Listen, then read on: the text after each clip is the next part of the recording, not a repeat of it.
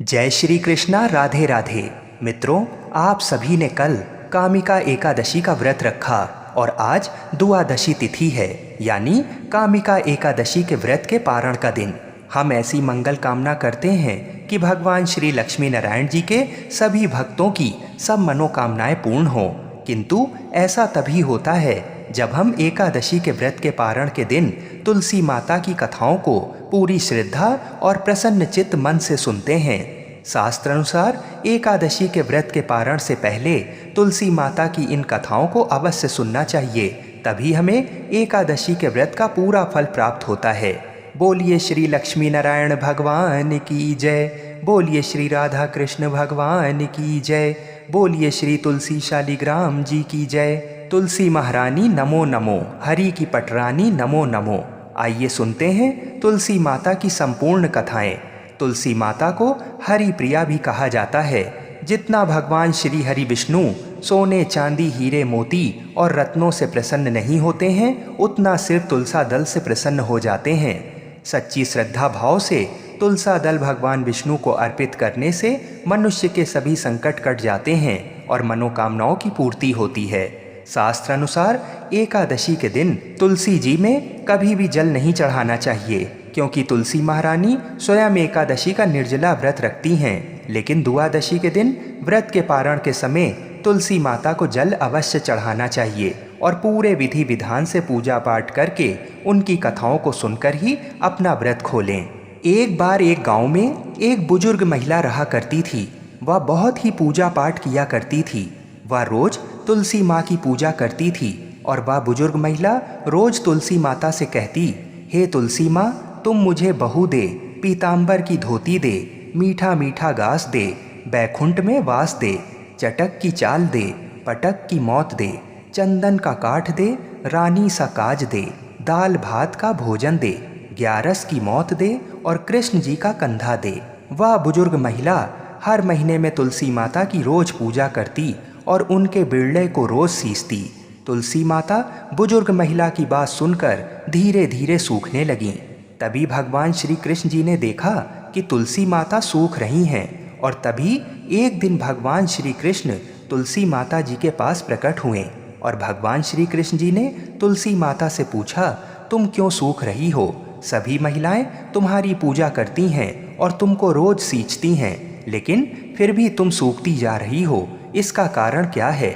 जिसके बाद तुलसी माता ने भगवान श्री कृष्ण जी से कहा कि हे प्रभु, एक बुजुर्ग महिला मेरे पास रोज आती है और रोज एक ही बात बोलती है, हे तुलसी माता, सबकी दाता, मैं तेरा बिरला सींचती हूँ, तुम मुझे बहू दे, पीताम्बर की धोती दे, मीठा मीठा घास दे, बैकुंठ में वास दे, चटक की चाल दे, पटक की मौत दे, चंदन का काठ दे, रानी सा राज दे, दाल भात का भोजन दे, ग्यारस की मौत दे और कृष्ण जी का कंधा दे।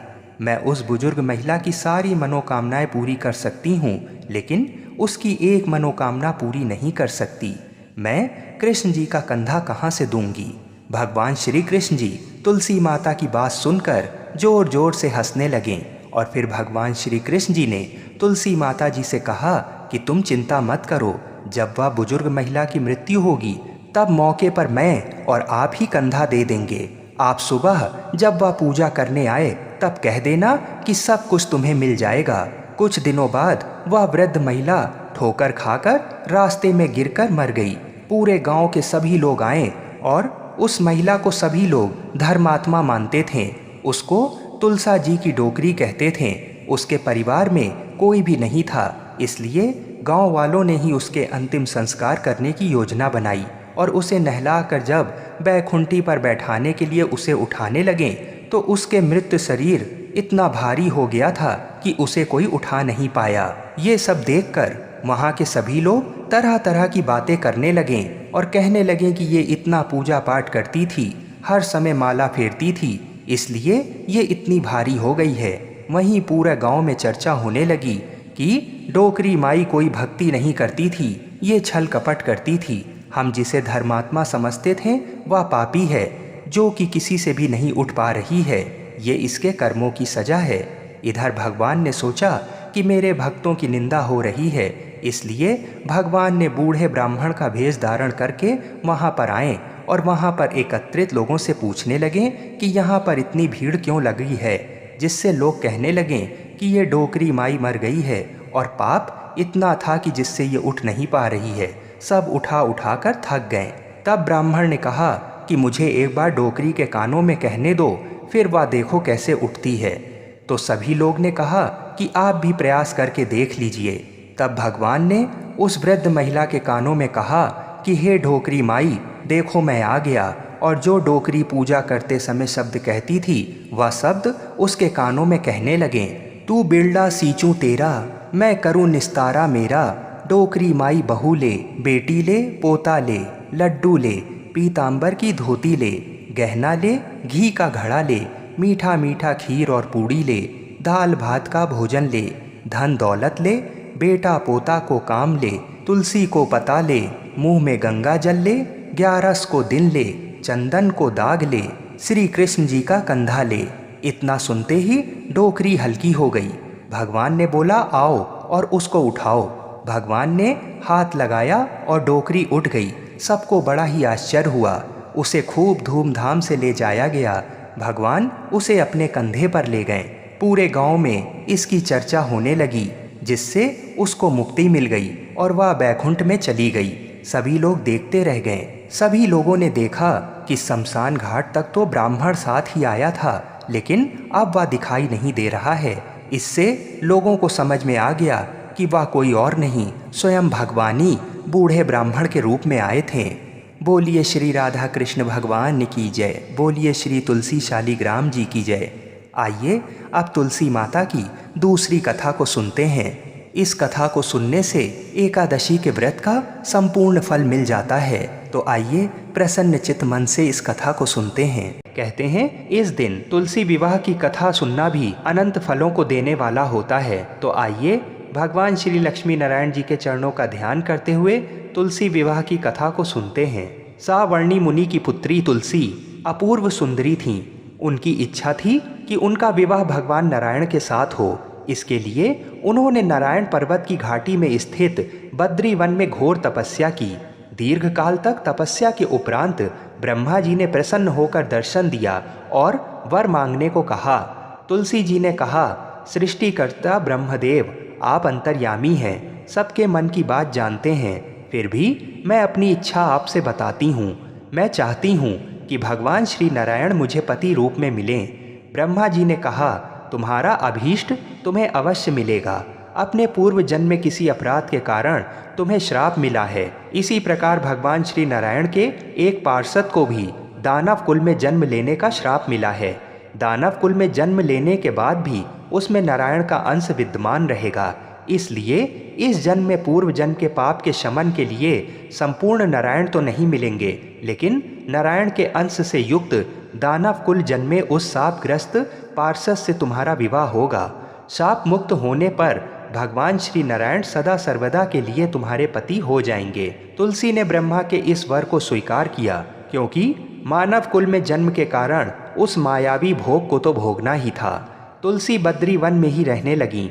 नारायण का वह पार्षद दानव कुल में जलंधर के नाम से पैदा हुआ था। कुछ दिनों बाद वह भ्रमण करता हुआ बद्री वन में आया। यहाँ तुलसी को देखते ही वह उस पर मंत्रमुग्ध हो गया। तुलसी के सामने उसने अपने विवाह का प्रस्ताव रखा। इतने में ही महाब्रह्मा जी आ गए और तुलसी से कहा, तुलसी, जलंधर को देखो, कैसा देवोपम उसका स्वरूप है। दानव कुल में जन्म लेने के बाद भी लगता है जैसे इसके शरीर में नारायण का वास हो। तुम प्रस्ताव को सहर्ष स्वीकार कर लो। तुलसी को भी लगा कि उसकी तपस्या पूर्ण हुई, उसे इच्छित फल मिला है। जलंधर के साथ उसका गंधर्व विवाह हो गया और वह जलंधर के साथ उसके महल में पत्नी बनकर आ गई। जलंधर ने अपनी परम सुंदरी सती साध्वी पत्नी तुलसी के साथ बहुत दिनों तक राज्य किया। उसने अपने राज्य का इतना विस्तार किया कि देवलोक तक उसके अधिकार में आ गया। स्वर्ग का सुख भोगने वाले देवताओं की दशा भिखारियों जैसी हो गई। जलंधर किसी को कष्ट नहीं देता था, पर अधिकार और राज्य छिन जाने से सारे देवता मिलकर ब्रह्मा, विष्णु और शिव जी की सभा में गए तथा अपनी विपत्ति सुनाई। ब्रह्मा जी ने कहा, तुलसी परम साध्वी हैं, उसका विवाह जलंधर से मैंने ही कराया था। जलंधर को तब तक नहीं हराया या मारा जा सकता जब तक तुलसी को ना छला जाए। विष्णु जी ने कहा, जलंधर पूर्व जन्म में मेरा पार्षद था। श्राप के कारण उसे दैत्य कुल में जन्म लेना पड़ा। इस जन्म में भी मेरा अंश उसमें व्याप्त है। साथ ही तुलसी के पतिव्रत धर्म से वह अजय है। फिर देवताओं की सहमति से भगवान शिव ने जलंधर के पास संदेश भेजा कि या तो वह देवताओं को राज्य लौटा दे या फिर उनसे युद्ध करे। जलंधर शंकर के पास पहुंचा। उसने कहा, देवादिदेव, आपके लिए देवताओं का पक्ष लेना उचित नहीं है। राज्य बढ़ाना हर राजा का कर्तव्य है। मैं किसी को दुखी नहीं कर रहा हूँ। देवताओं से कहिए कि वे मेरी प्रजा बनकर रहे। मैंने आपका कोई भी अपमान नहीं किया है। हमारा आपका युद्ध शोभा नहीं देता है। अगर आप हार गए तो बड़ी लज्जा की बात होगी। मैं हार गया तो आपकी कीर्ति बहुत अधिक नहीं बढ़ेगी। भगवान शंकर फिर हंसने लगे। वे तो सब रहस्य समझते थे। तुलसी और जलंधर के पूर्व जन्म के श्राप की अवधि लगभग पूरी हो चुकी थी। फिर शंकर जी बोले, इसमें कीर्ति और लज्जा की बात नहीं है। तुम देवों को राज्य लौटाकर उन्हें उनके पद पर प्रतिष्ठित होने दो। युद्ध से बचने का यही एक उपाय है। जलंधर ने कहा, मैंने युद्ध के बल से देवलोक जीता है। कोई उसे युद्ध के द्वारा ही वापस ले सकता है। ये मेरा अंतिम उत्तर है। अब मैं जा रहा हूँ। ऐसा कहकर जलंधर चला गया। उसने अपनी पत्नी तुलसी को सारी बातें बताईं और कहा, कर्म भोग सब काल सूत्र में बंधा है। जीवन में हर्ष, शोक, भय, सुख, दुख, मंगल, अमंगल काल के अधीन है। हम तो केवल निमित्त हैं। संभव है भगवान शिव देवों का पक्ष लेकर मुझसे युद्ध करें। तुम चिंता मत करना, तुम्हारा सती तेज मेरी रक्षा करेगा। दूसरे दिन भगवान शंकर के नेतृत्व में देवताओं ने युद्ध छेड़ दिया। जलंधर ने भीषण बाणों की वर्षा कर उनका वेग रोका। उसके प्रहार से देवता डगमगाने लगे। उसने दानवी शक्ति का प्रयोग कर मायावी युद्ध आरंभ किया। युद्ध स्थल पर वह किसी को भी दिखाई नहीं देता था, पर उसके अस्त्र शस्त्र प्रहार कर देवों को घायल कर रहे थे। देवगण अपने अस्त्र चलाएं तो किस पर चलाएं, क्योंकि कोई शत्रु सामने था ही नहीं। कई दिनों तक इस तरह भयंकर युद्ध चला। जलंधर पराजित नहीं हुआ। तब शिव जी ने विष्णु से कहा, विष्णु, कुछ तो उपाय करो, अन्यथा मेरा तो सारा यश मिट्टी में मिल जाएगा। विष्णु जी ने सोचा, बल से तो जलंधर को हराया नहीं जा सकता, इसलिए छल का सहारा लेना ही पड़ेगा।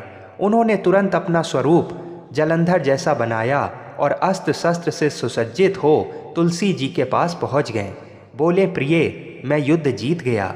सारे देवता भगवान शंकर समेत हार गए। इस खुशी में आओ, मैं तुम्हें अपने अंग से लगा लूं। पति को प्रत्यक्ष खड़ा देख तथा विजय का समाचार सुन वह दौड़कर मायावी जलंधर के गले से लिपट गई। इस प्रकार पति पत्नी दोनों ने आलिंगन हो खूब खुशी मनाई। पर पुरुष के साथ इस प्रकार के व्यवहार से उसका सती तेज नष्ट हो गया। उसका सती तेज जो जलंधर की कवच के रूप में रक्षा कर रहा था, वह कवच नष्ट हो गया। जलंधर शक्तिहीन हो गया। ये जानते ही भगवान शंकर ने अपने त्रिशूल से प्रहार किया। त्रिशूल के लगते ही जलंधर जलकर भस्म हो गया। जलंधर के मरने को जानकर विष्णु अपने असली रूप में आ गए। सामने अपने पति जलंधर के स्थान पर भगवान विष्णु को खड़ा देख तुलसी बहुत विस्मित हुई। उसको पता लग गया कि स्वयं नारायण ने उसके साथ छल किया है। क्रोध में आकर तुलसी जी ने श्राप दिया, एक सती स्त्री का सतीत्व भंग करने के अपराध में तुम हृदयहीन पत्थर हो जाओ। विष्णु जी ने तुलसी के श्राप को सिरोधार्य कर कहा, देवी, तुम्हारे तथा जलंधर के कल्याण के लिए मुझे ऐसा करना पड़ा। तुम दोनों को श्राप मुक्त करना था। तुम भी अब अपना शरीर त्याग कर तुलसी बिरवा के रूप में जन्म लोगी और मेरी पूजा तुलसी दल से होगी। मैं शालीग्राम पत्थर बनूंगा। मेरे शीश पर तुम आदर से विराजमान होगी। तुम्हारे पति की हड्डियों के चूर्ण से शंख की उत्पत्ति होगी। उस शंख ध्वनि से देवताओं तथा मेरी पूजा आराधना होगी। जहाँ शंख ध्वनि होगी वहाँ मंगलमय मैं विराजमान रहूँगा।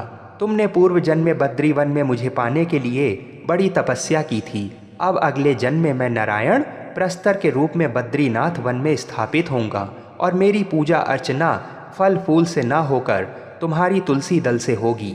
मेरे शीश पर विराजमान होकर तुम मुझसे भी ऊंचा पद प्राप्त करोगी। बोलिए श्री लक्ष्मी नारायण भगवान की जय। बोलिए श्री तुलसाजी शालीग्राम जी की जय। जय श्री राधे कृष्ण।